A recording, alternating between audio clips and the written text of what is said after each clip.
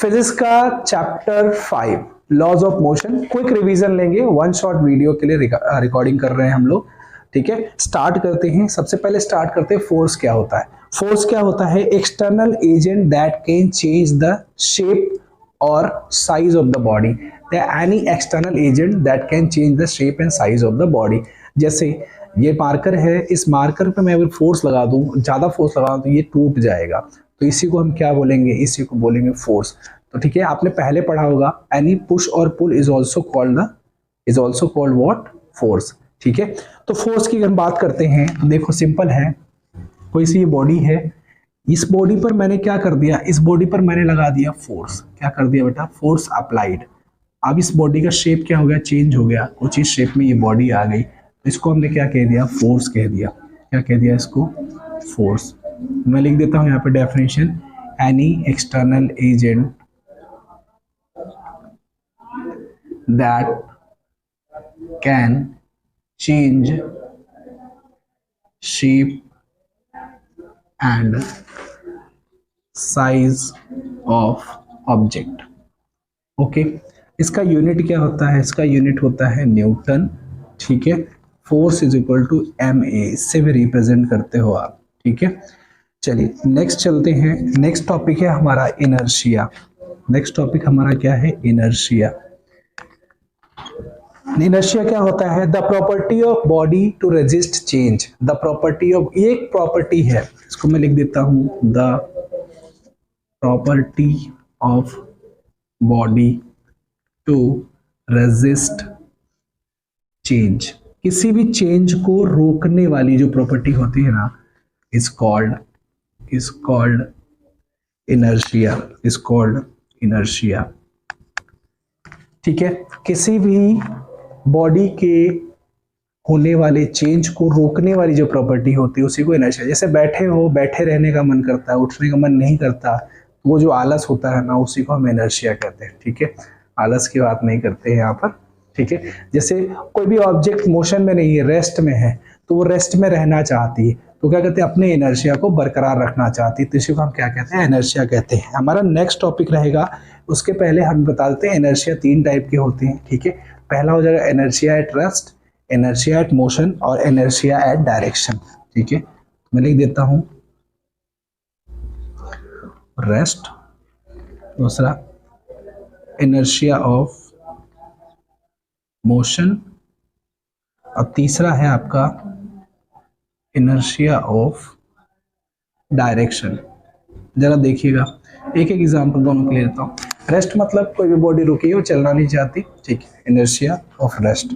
Motion में है, वो चलना ही चाहती है, रुकना नहीं चाहती, तो inertia of motion. Inertia of direction क्या है? मैं एक पर्टिकुलर डायरेक्शन में चल रहा हूँ, सीधे डायरेक्शन में चल रहा हूँ, मुझे मोड़ना होगा, तो मुझे क्या करना पड़ेगा? एक्सटर्नल फोर्स लगाना पड़ेगा, तो क्या होगा? ये मोशन, इनर्शिया ऑफ डायरेक्शन हो गया। ठीक है, तो इनर्शिया के 3 टाइप हो गए, जो कि मैंने यहाँ पर डिस्कस किया, आप देख सकते हो, स्क्रीनशॉट भी ले सकते हो। ठीक है, आगे चलते हैं। नेक्स्ट टॉपिक हमारे पास है Newton's first law of motion. Newton's first law of motion, तो मैं स्टेटमेंट एग्जैक्ट लिखवाता हूँ, जो कि आपको एग्जाम में लिखना होता है। A body will always remain in the equilibrium. लिखते हैं Newton's first law of motion, जो कि आपको एग्जाम में लिखना है। सेम वही स्टेटमेंट लिखवा रहा हूं, a body will remain at equilibrium until external force is applied on body। कोई भी बॉडी तब तक अपनी उसी इक्विलिब्रियम स्टेट में रहती है जब तक उसके ऊपर कोई एक्सटर्नल फोर्स न लगाया गया। सिंपल एग्जांपल लेते हैं, मान लो ये कोई बॉल है, ये 10 मीटर पर सेकंड की स्पीड से चल रही है। कितनी स्पीड से चल रही है? 10 मीटर पर सेकंड की स्पीड से चल रही है, लेकिन इस पर मैंने क्या लगा दिया? एक्सटर्नल फोर्स लगा दिया, और इसी की डायरेक्शन में लगा दिया। अगर इसकी डायरेक्शन में लगाओगी तो अब इसकी स्पीड कितनी हो जाएगी?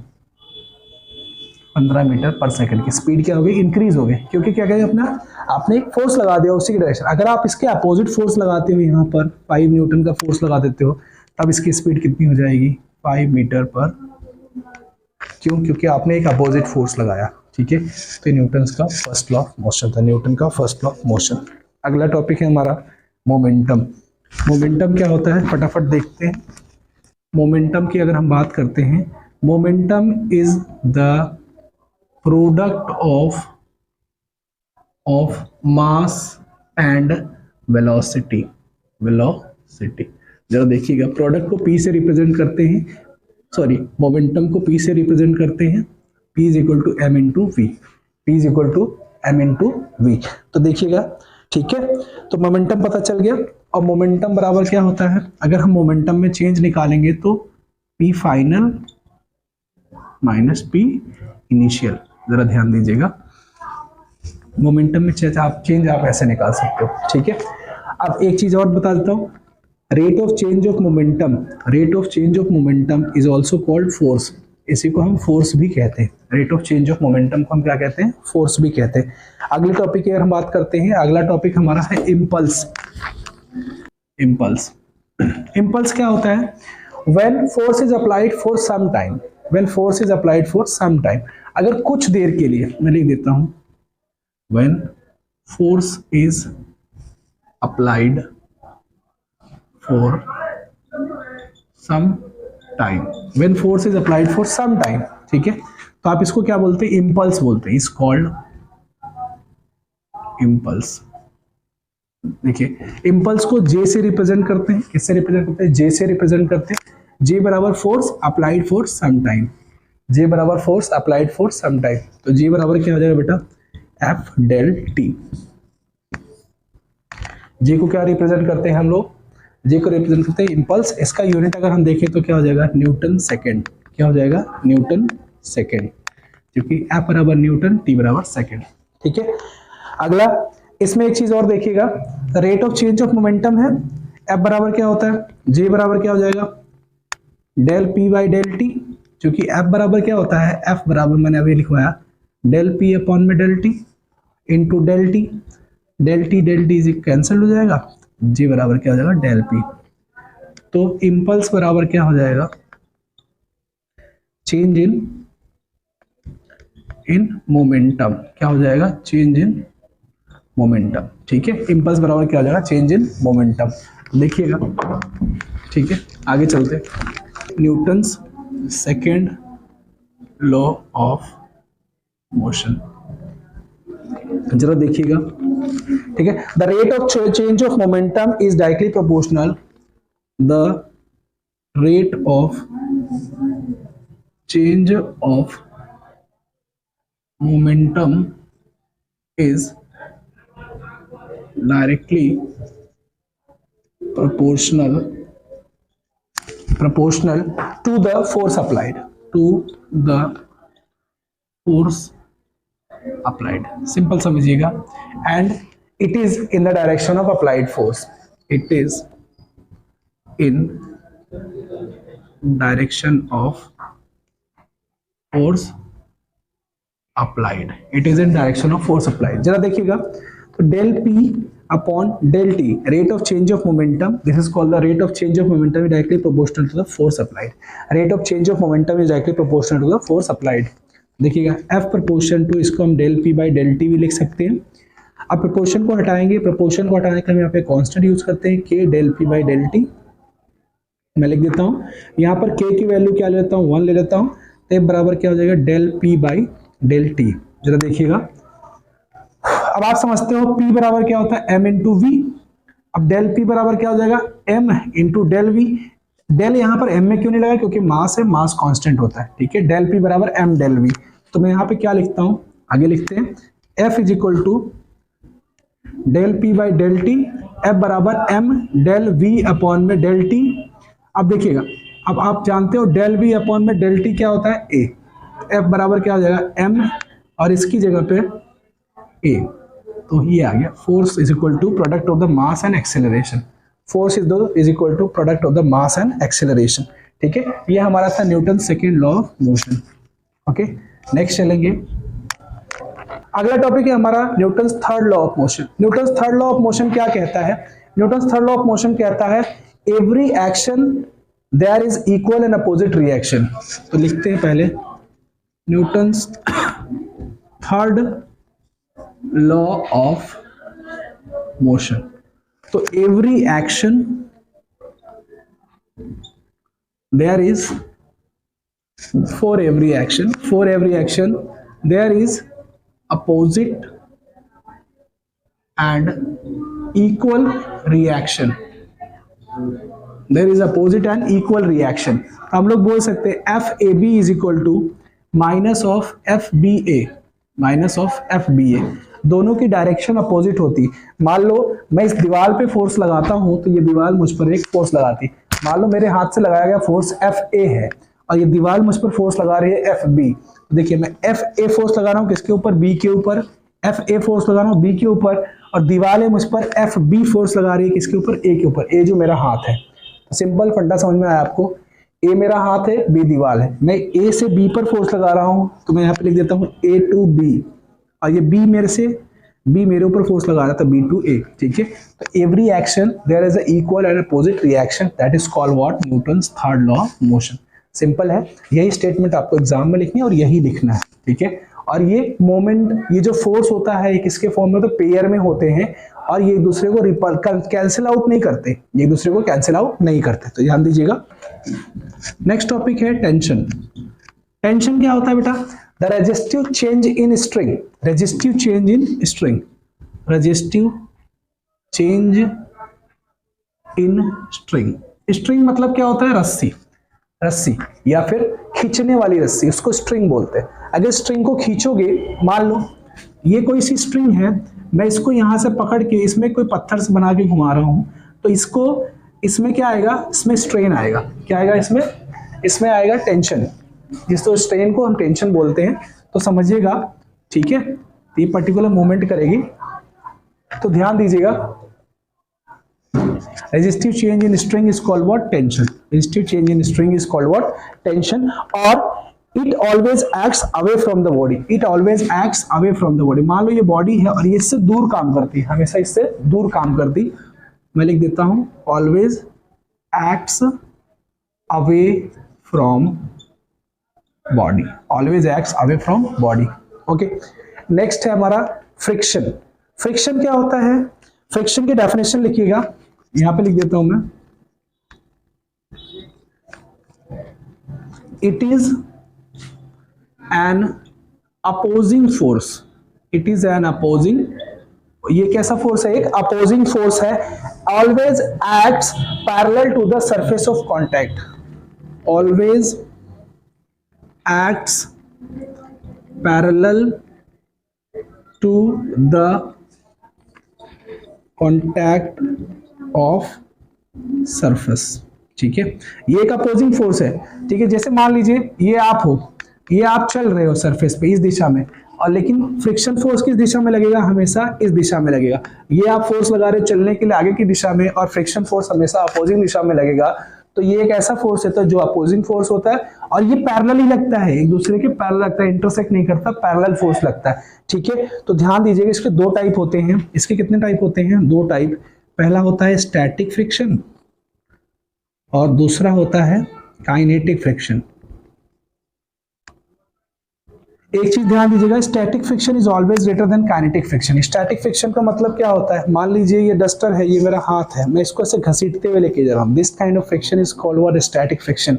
और वहीं उसी की जगह पर ये है, ये पेंसिल है, ये देखिए मैं इसको हल्का सा पुश करूंगा, ये क्या हो रहा है, रोल हो रहा है, तो this type of friction is called what, rolling friction.